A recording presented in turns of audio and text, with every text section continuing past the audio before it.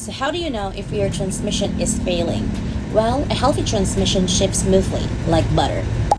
If you're experiencing jerky gear changes or hesitation or difficulty getting into gear, well, that's a huge red flag. Even if you're able to shift, you might notice grinding noises, and that usually means we're not internal components that need immediate attention. Then there's gear slipping. It feels like you're losing power while driving.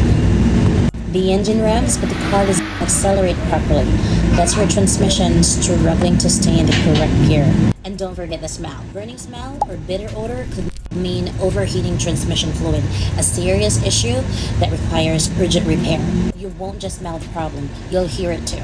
Like whining, clunking, or any strange sounds coming from the transmission are definitely a cause of concern.